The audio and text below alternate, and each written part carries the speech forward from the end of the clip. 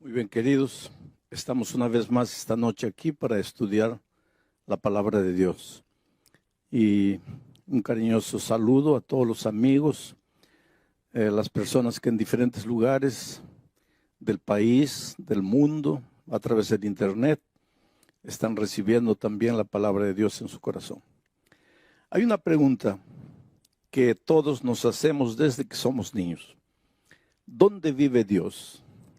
¿Dónde es la casa de Dios? ¿Dónde habita Dios? Todas las noches voy a leer algunos versículos de la Biblia que tienen que ver con el tema del santuario, pero después voy a tomar el tema para ver cómo el tema del santuario tiene implicaciones en la vida diaria de las personas. El primer texto que quiero leer esta noche está aquí en el primer libro de Reyes, capítulo 8, versículo 49. Dice así, es una oración, dice así: tú oirás en los cielos, en el lugar de tu morada, su oración y su súplica, y les harás justicia. Después de leer este texto, quiero preguntarles, ¿dónde vive Dios? Dice, tú oirás su oración en el cielo, lugar de tu morada, donde habitas tú. Evidentemente, Dios habita en el cielo. Eso todos lo sabemos desde pequeñitos, ¿no? Miramos al cielo, Dios, el Padre nuestro dice, Padre nuestro que estás en los cielos. Y el Señor Jesucristo nos enseñó esa oración, que Dios está en los cielos. Ahora viene la segunda pregunta, ¿y en qué lugar del cielo? Porque los cielos son inmensos. ¿En qué lugar del cielo vive Dios? Y ahí quiero leerles el segundo texto de esta noche. Apocalipsis, capítulo 15, versículo 5, dice así. Después de estas cosas miré, y he aquí fue abierto en el cielo el templo del tabernáculo del testimonio. Después de estas cosas miré, y he aquí fue abierto en el cielo el templo del tabernáculo del testimonio. Y ahí el profeta Juan vio un templo, vio un trono dentro del templo, dentro del tabernáculo, dentro del santuario. Durante la semana voy a usar mucho la palabra santuario. Quiero que ustedes entiendan que el santuario es la misma cosa que el templo. El templo es la misma cosa que el tabernáculo. Cuando digo tabernáculo, estoy hablando del templo. Cuando digo templo, estoy hablando del santuario. Cuando digo santuario, estoy hablando del tabernáculo. Las tres cosas son la misma cosa. Entonces, en medio de los cielos hay un templo, hay un tabernáculo, hay un santuario. Y dentro de ese santuario hay un trono. Y en ese trono está sentado Dios.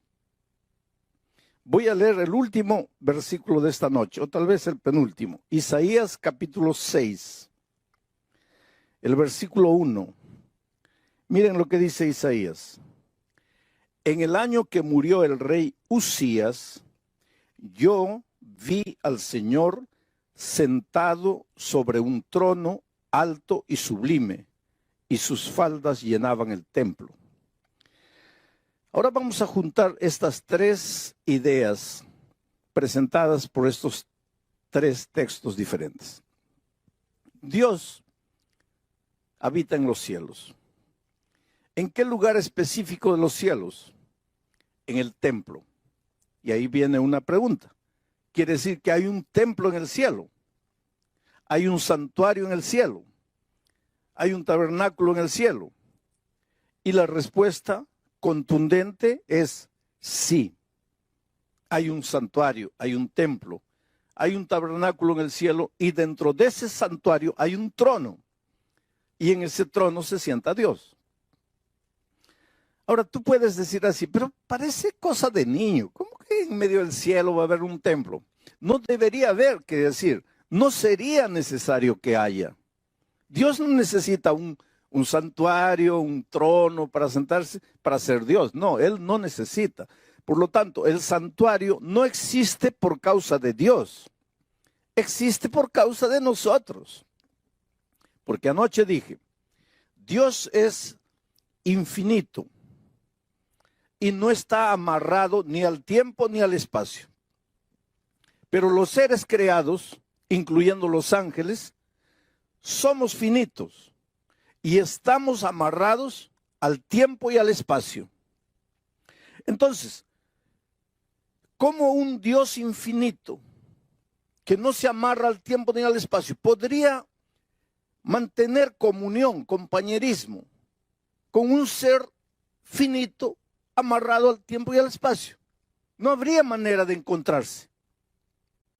Pero como Dios lo que más quiere es vivir con sus hijos, porque Dios te ama, tú eres precioso para Dios. Jamás pienses que Dios te deja, que Dios no se preocupa por ti. Entonces, como Dios te ama y quiere mantener comunión contigo, compañerismo contigo, quiere caminar contigo, andar contigo, entonces Él busca en el infinito universo un punto en que el Dios infinito, que no está amarrado al tiempo ni al espacio, se junte con el ser finito amarrado al tiempo y al espacio. Ese punto de convergencia es el santuario celestial, el santuario allá en el cielo. Y ahora, Juan, al escribir el Apocalipsis, dice que dentro de ese santuario hay un trono. Y Isaías dice, y yo vi a Dios sentado en su trono en el año que murió el rey Usías. Esto es interesante. ¿Sabes por qué? Usías fue un rey que murió con lepra, leproso. Y en aquellos tiempos la lepra era una cosa vergonzosa, una cosa terrible, sinónimo de pecado. El rey Usías murió leproso por su rebeldía, por su atrevimiento, por su pecado contra Dios. Murió leproso. Ahora imagínense toda la nación de Israel, sabiendo que las naciones vecinas sabían que Israel relacionaba la lepra con pecado. ¿Cómo se sentían todos los habitantes de Israel sabiendo que su rey había muerto leproso? Estaban avergonzados. Y no solo eso, sino que estaban sin rey, porque acababa de morir el rey. Y cuando el líder desaparece, pues todos tiemblan. ¿Y ahora qué hacemos? ¿Cómo resolvemos nuestros problemas? Y en esos momentos ya los ejércitos enemigos estaban preparándose para invadir Israel. Y ahora no había rey. Estaban desesperados. Y mire, en esas circunstancias de desesperación, de vergüenza, de incapacidad, de impotencia del ser humano, Isaías dice, yo vi a Dios sentado en el trono. Esto es interesante. Porque aunque las cosas en esta tierra parece que van a deshacerse, aunque parezcan las cosas en esta tierra que no funcionan, aunque parezca que todo se está viniendo para abajo, hay un Dios sentado en el trono.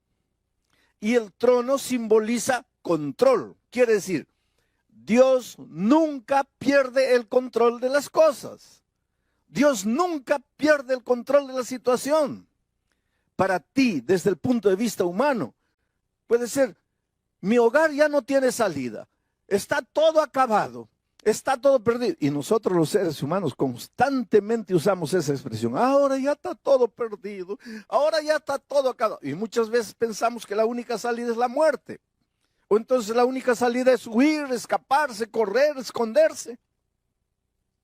Pero cuando en alguna circunstancia de tu vida, en la vida financiera, en la vida profesional, en la vida familiar, donde sea, en algún momento de tu vida, tú sientas como que estás perdiendo el control de la situación, tú sientas como que las cosas se te vienen abajo, tú sientas como que no hay solución para nada, recuérdate que Dios siempre está en el trono. Dios siempre está en el control de las cosas. Por lo menos, por lo tanto, no te desesperes. Querido, si en este momento tú estás viviendo ahí el momento más terrible de tu vida. No ves luz, no ves salida, todo es oscuridad. Y por casualidad o porque un amigo te invitó, prendiste la televisión o prendiste el internet. Y en este momento la palabra de Dios está llegando, pero tú estás escuchando y casi no entiendes nada porque solo estás pensando en tu drama, en la situación terrible que parece que no tiene solución. Recuérdate, para ti todas las cosas pueden estar confusas aquí en la tierra, pero hay un Dios en el cielo que tiene el control de las cosas y ese Dios es tu Padre. Y ese Dios te ama. Y para ese Dios tú eres importante. Y Él no va a dejar que las cosas te destruyan en esta tierra. Solo tienes que levantar los ojos al cielo. Solo tienes que reconocer que hay un Dios en los cielos. Porque hay una cosa interesante con nosotros, los hombres. Cuando todo va bien, no miramos al cielo. Mi padre durante 34 años recibió la palabra de Dios, y siempre dijo, no, no, no, y fue esquivando, hasta que un día un cáncer tocó su vida. Y en el dolor, en la enfermedad, abrió el corazón a Jesús y se entregó a Él. Yo tuve la bendición, la alegría de bautizar a mi propio padre. Antes de su bautismo, él me dijo una cosa impresionante. Me dijo, mira hijo, cuando yo estaba bien de salud, cuando estaba en pie, cuando podía andar, caminar, yo solo miraba en el plano horizontal, o sea, lo que está en esta tierra. Pero cuando quedé con cáncer, caí a la cama. Y ahí, aunque no quería, tenía que mirar al cielo. Interesante, ¿no? Cuando todo va bien, ¿para qué Dios? Cuando todo va bien, Dios pasa a un segundo plano. Pero hay momentos en la vida en que las cosas parecen que se escapan de tu control. Tú te esfuerzas, luchas y no, se te va. No puedes. Llegas a la conclusión que como ser humano no puedes. En esos momentos recuerda que Dios está en el trono y que Dios está en el control de todo. Ahora vengo al cuarto texto de la Biblia y aquí voy a detenerme porque este es el centro de mi mensaje para esta noche. Y es Romanos 6:23. Y esto, tal vez tú te preguntes qué tiene que ver con el tema del santuario, pero es justamente a partir de aquí que nace la importancia del santuario. Romanos capítulo 6, versículo 23. Dice así, porque la paga del pecado es la muerte, mas la dádiva de Dios es vida eterna en Cristo Jesús, Señor nuestro. Hay muchos pensamientos en este texto. Yo me voy a detener en un solo pensamiento. Mira, porque la paga del pecado. Primer pensamiento que podríamos analizar, ¿qué es el pecado? Y anoche ya lo dijimos. La gente confunde pecado con acto pecaminoso. Acto pecaminoso es robar, matar, mentir, codiciar. Esos son actos pecaminosos. Los actos pecaminosos aparecen en la vida de un ser humano porque está en pecado. ¿Y qué es pecado? Pecado es separarse de Dios. Todo lo que necesitas para ser un pecador es separarte de Dios. Separarte de Jesús, que es la justicia.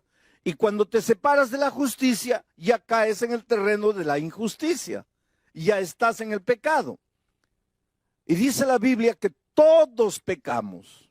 Todos nosotros los seres humanos llegamos al mundo trayendo esa naturaleza pecaminosa. Venimos en estado de pecado. Y tú me vas a decir ahora, pastor, ¿quiere decir que todos estamos condenados a morir? Sí, todos estamos condenados a morir. Y alguien puede decir, pero ¿qué culpa tengo yo de haber nacido? No, tú no tienes culpa de haber nacido. Y no te vas a perder porque naciste pecador. Tú no tienes culpa de haber nacido.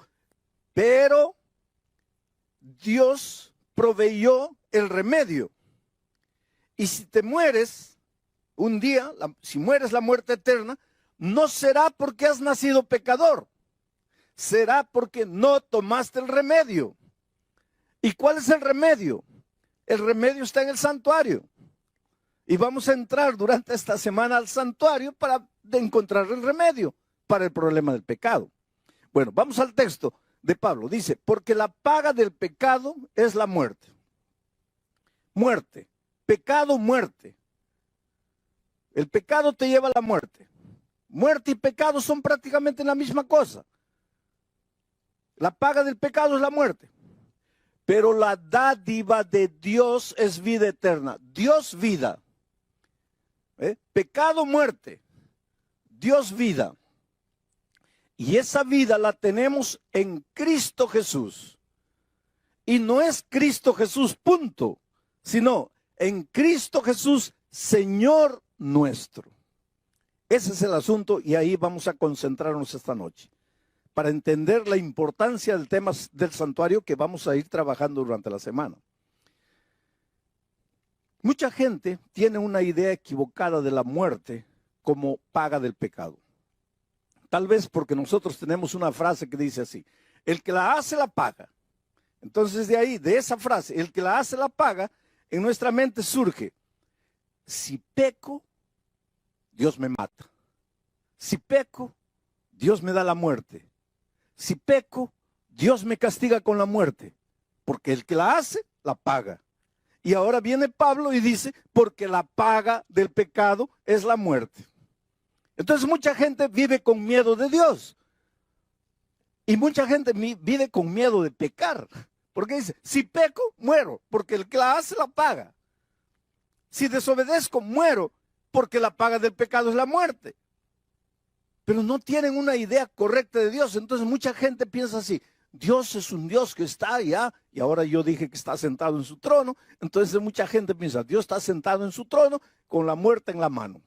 A ver, ¿quién peca allá en la tierra? Al que pecó, muerte. Pecó, muerte. Se equivocó, muerte. Porque la paga del pecado es la muerte. Pero eso no es verdad. En primer lugar, hay que entender que Pablo no hablaba español. Pablo hablaba griego.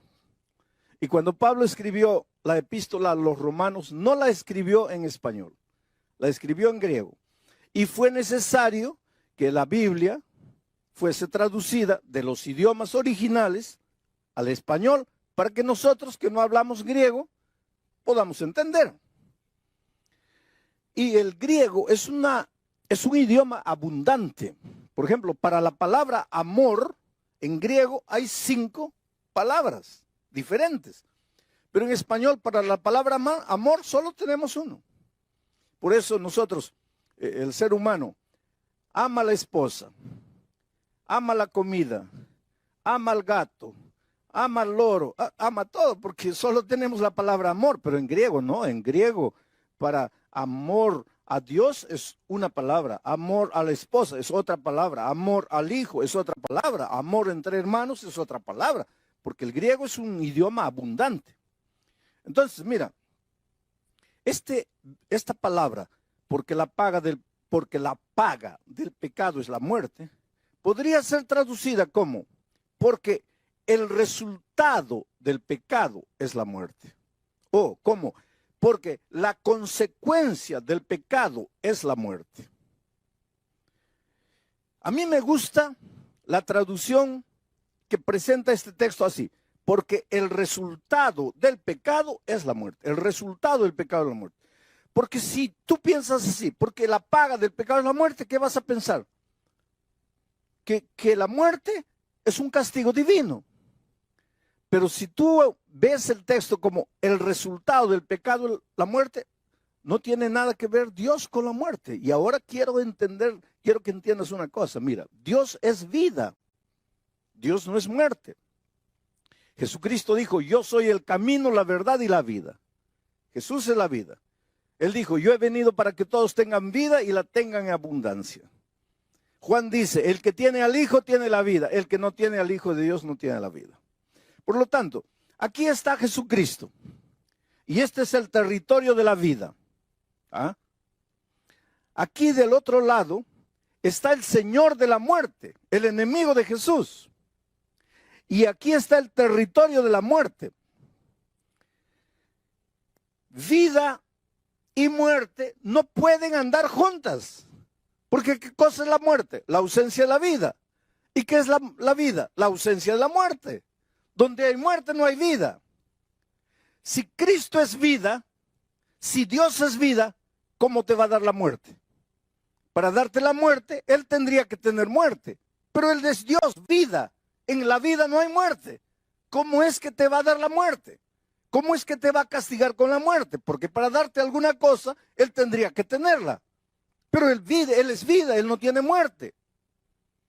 Entonces, ¿qué es lo que está diciendo Pablo cuando dice, porque la consecuencia del pecado es la muerte? Porque el resultado del pecado es la muerte. Lo que él está diciendo es lo siguiente, que si tú estás en Cristo, estás en la vida, estás vivo, porque estás en el territorio de la vida, porque Cristo es vida. Pero si Jesús es la vida y yo me separo de Jesús, ¿de quién me estoy separando? De la vida. Y al separarme de la vida estoy entrando al territorio de la muerte. Este es territorio de muerte. Mira, no muero, cuidado, no muero. Yo siempre digo, ojalá muriera. Porque si muriera, pues ya se acabó el dolor, se acabó el sufrimiento, se acabó la tristeza, se acabó la miseria, se acabó todo, porque el que muere ya no sabe nada. Los muertos no saben nada, dice Eclesiastés.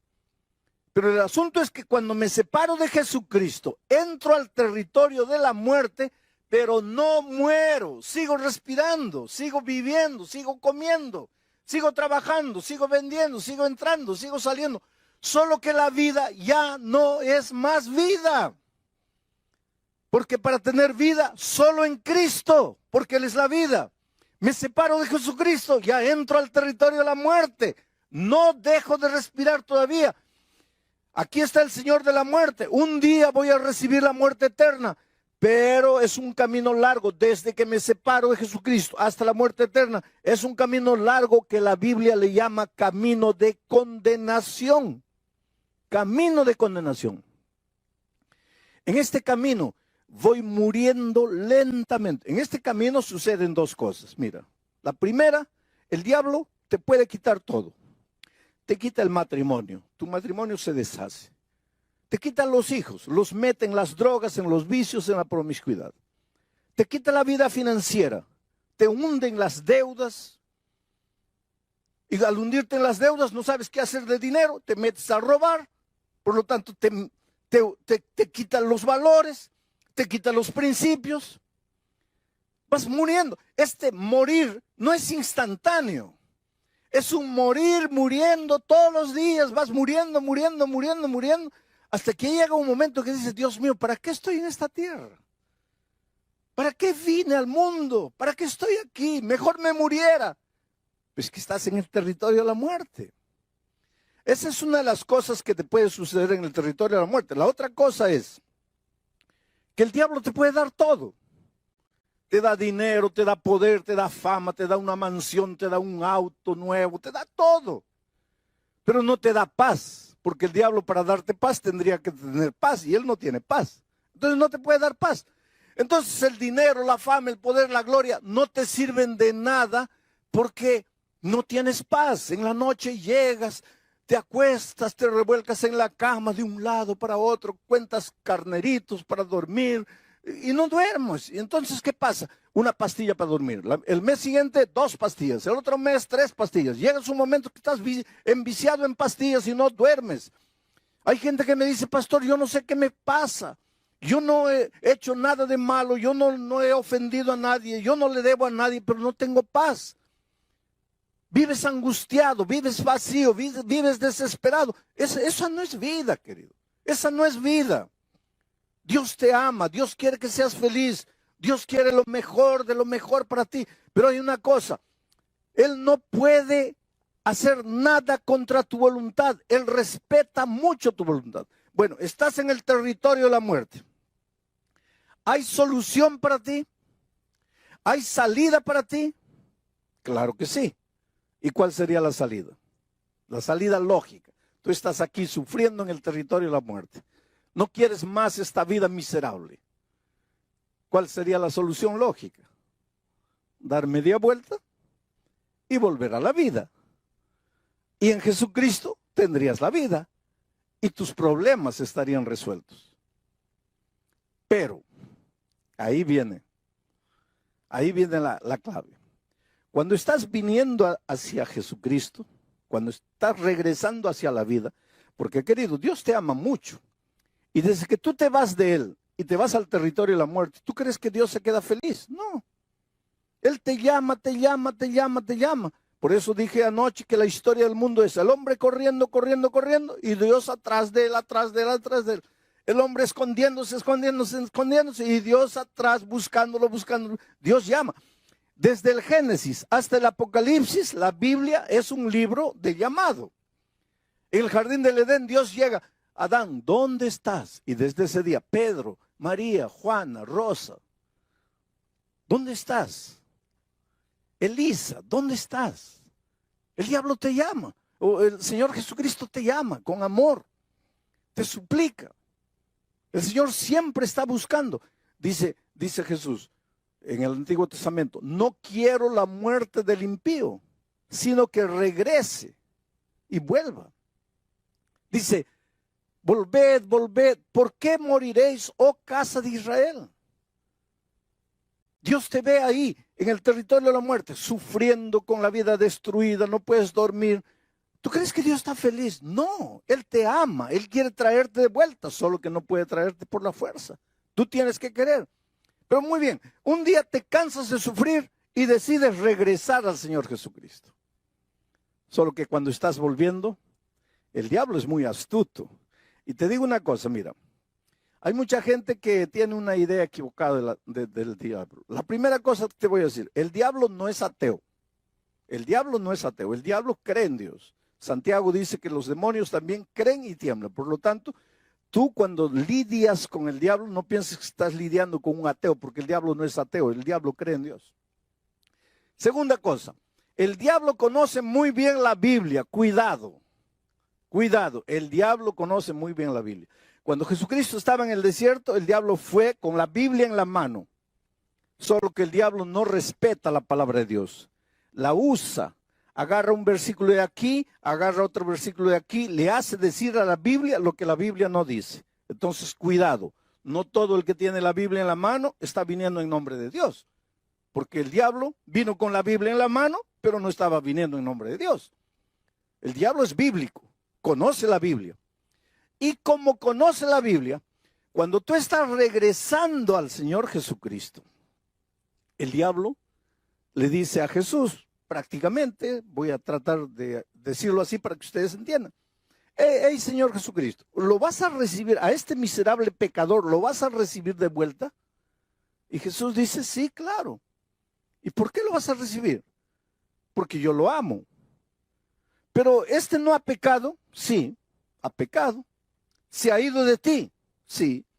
¿Ha entrado al territorio de la muerte? Sí. ¿Y qué dice Romanos 6:23? Porque la paga del pecado es la muerte. ¿Y este pecó o no pecó? Sí. ¿Y si pecó, tiene que morir? Porque la paga del pecado es la muerte. Y ahora él está viniendo y tú lo vas a recibir de vuelta. No. Mira, si tú lo recibes de vuelta, quiere decir que tu palabra es mentira. Quiere decir que tu palabra no es eterna. Quiere decir que tú no cumples tu palabra. Por lo tanto, no lo puedes recibir de vuelta. Mira la situación en que nosotros colocamos a Dios. Porque Él te ama, querido. Él quiere traerte de vuelta. ¿Sabes que el Señor Jesucristo quiere entrar en tu vida y colocar en orden todo el desorden interior? Porque una de las cosas que el pecado hace es desordena el mundo interior. Desordena las emociones, los sentimientos. ¿Cómo puedes entender que un hombre que dice que ama a su esposa la golpea? ¿Cómo puedes? ¿Cómo puedes entender que un hombre que dice que ama a su hija abusa de ella? ¿Cómo puedes? ¿Cómo puedes entender que un hombre que dice que ama a su familia gasta el dinero en bebida, en vicios? ¿Cómo puedes? Es que cuando el pecado entra en tu vida, o cuando tú entras al territorio del pecado, cuando caes en la mano del enemigo de Dios, Él desordena tus sentimientos. Tú no te das cuenta de lo que estás haciendo, pero te estás destruyendo a ti y estás destruyendo a las personas que más amas. Entonces, El Señor quiere ordenar tu vida, quiere calmar tus sentimientos, quiere enseñarte el camino de la verdad, el camino de la felicidad. Solo que tú estás metido en un problema porque has pecado, te has venido aquí y ahora el diablo dice, no, Señor, si se ha venido, tiene que morir. Pues ahí entra la persona maravillosa de Jesucristo. Porque Jesucristo dice así, está bien, Él pecó y tiene que morir. Ya, porque el resultado del pecado es la muerte. Y Él se apartó, tiene que morir. Pero yo lo amo. Yo lo amo. Sí, pero Él pecó. Es verdad que pecó, pero yo lo amo. Sí, pero ese no es el problema, que si lo amas o no lo amas. El asunto es que él entró al territorio de la muerte y tiene que morir. Y Jesús dice así, sí. Pero en ninguna parte de la Biblia dice que yo no puedo morir en lugar de Él. Entonces, Él tiene una deuda que tiene que pagarla con su muerte porque ha pecado. Pero yo voy a ir a la tierra y voy a morir y con mi muerte voy a pagar su pecado. Y es eso lo que hizo el Señor Jesucristo. Vino a este mundo para morir por nosotros. Y hoy día, gracias a la muerte de Cristo, nosotros podemos recibir la vida eterna.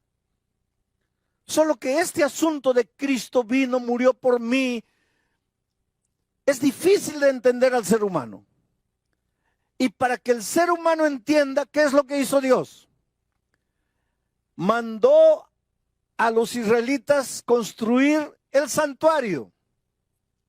Porque en el santuario el Señor fue explicándoles cómo es que se puede solucionar el problema del pecado. Cómo es que aunque el hombre murió, alguien puede morir en su lugar. Y el tema de mañana es impresionante. Porque ya comenzamos ahora a analizar el plan de salvación dentro del tema del santuario. Querido, el Espíritu de Dios sigue moviéndose hoy y llamando a las personas. Ahí donde estás, puedes creer que el Espíritu Santo está trabajando en tu corazón. Tú corres, corres, corres, el Espíritu te sigue, te sigue y te sigue. Mira, hay un joven llamado Patricio. Trabaja para una empresa de aviación grande aquí en América Latina. Ese muchacho nació y creció amando mucho al Señor Jesucristo, amando mucho a la Virgen María, amando mucho a sus padres, amando mucho la fe de sus padres, de sus abuelos, de sus bisabuelos. Pero un día se confrontó con la palabra de Dios. Y sabes, la vida del cristiano es crecimiento y es aprendizaje. Yo siempre digo, mira, si estás vivo, tienes que aprender. Los muertos no aprenden. Cuando yo encuentro una persona que no quiere aprender, yo pienso, esa persona está muerta y no se da cuenta que está muerta. Inclusive Juan, hablando en nombre del Señor Jesucristo a la iglesia, a las iglesias del Apocalipsis, les dice, tienes nombre de que vives, pero estás muerto. Una persona que no quiere aprender, una persona que se resiste a aprender, está muerta. Porque los vivos aprendemos. Ahora, no es fácil aprender. ¿Sabes por qué? Porque ¿qué cosa es aprender? Aprender es salir de lo que conoces y entrar al terreno que no conoces. Aprender es salir de la playa y nadar en aguas profundas.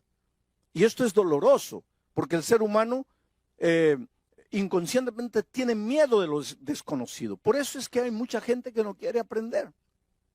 Pero Patricio descubrió la palabra de Dios. Y en la palabra de Dios hay cosas que a veces tú nunca has descubierto. Y a medida que él comenzó a descubrir las verdades, comenzó a sufrir en su corazón con las verdades, porque no es fácil aprender y crecer. Él conoció a una persona a través del internet. Y esta chica, cuyo nombre no sé si tengo escrito aquí, no lo tengo. ¿Cómo te llamas? ¿Ah? Jessica. Jessica conoció a Patricio a través del internet, hace unos 4 años atrás, y comenzó a evangelizarlo a través del internet. ¿Qué quiere decir evangelizar? A hacerle conocer el evangelio a través del internet. Llegaron sermones míos grabados a las manos de Patricio. El Espíritu de Dios usó esos sermones para tocar el corazón de él. Mas los estudios que por internet Jessica le daba, llegó un momento en que él sufría. Ayer Patricio estaba en Santiago de Chile, escuchando el mensaje a través del internet. Después del mensaje, él asistió a las preguntas y respuestas de entrevistas que me hacen después del mensaje. Y en una de esas respuestas, o en una de esas preguntas me preguntaron, ¿cuál es el lugar de los sentimientos en la vida cristiana? Porque Patricio estaba sufriendo. Él decía, mi cabeza ya entendió el mensaje, pero es que mi corazón todavía no siente. Mi cabeza ya comprendió todo. Yo racionalmente sé que este es el camino que Dios quiere para mí, que yo debería bautizarme y nacer de nuevo, pero mi corazón no siente. Y anoche yo en la respuesta dije, mire, no le hagas mucho caso a tus sentimientos, porque después de la entrada del pecado al mundo, los sentimientos son a veces engañadores. Y esa fue la respuesta que Patricio necesitaba en su vida. ¿Sabes que Patricio tomó esta mañana el avión de Santiago de Chile y se vino para aquí a Lima? Y acaba de llegar. Y Patricio en este momento entra al tanque del bautismo para sellar su pacto de amor con Cristo. Para decirle, Señor Jesucristo, yo acepto tu amor, yo acepto lo que hiciste por mí en la cruz del Calvario. Yo me entrego aquí, a ti. Y ahí está Patricio. En este momento, Patricio, quiero que me mires así. Tu vida ha sido una vida de búsqueda. Eres un hombre sincero, eres un hombre honesto. Encontraste la palabra de Dios. Sufriste al principio con las verdades que descubrías. Pero tu honestidad, tu sinceridad te llevó a aceptar el mensaje. Hasta anoche habías aceptado todo racionalmente, pero tú dices, mi corazón no sentía. Sin embargo, Dios usó el programa de anoche para llegar a tu corazón y mostrarte que las decisiones no se toman necesariamente llevado por las emociones, sino por las convicciones que el Espíritu coloca en la mente de la persona. Y tomaste el avión y viniste aquí. En este momento tu corazón está alegre y triste. Alegre porque estás naciendo de nuevo. Medio triste porque yo sé que en el fondo hubieras querido que tu madre mirara tu bautismo. Pero tu madre todavía no tiene condiciones de entender lo que tú estás haciendo. Y tú, para ahorrar el sufrimiento, no le dijiste que estás aquí para bautizarte. Pero este es un día extraordinario. Toda tu vida pasada queda borrada. Y para que de aquí para adelante vivas una vida victoriosa en Cristo, por tu fe, el pastor Bill Quispe, como ministro del Evangelio, por el mandato divino, te bautiza en nombre del Padre, del Hijo y del Espíritu Santo. Amén.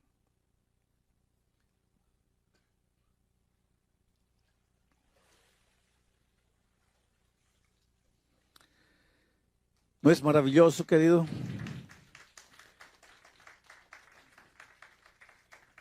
Qué escena linda, ¿no es cierto?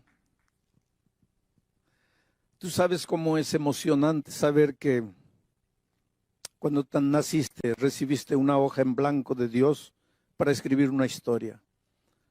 Y a veces a lo largo de la vida llenaste esa hoja blanca de garabatos.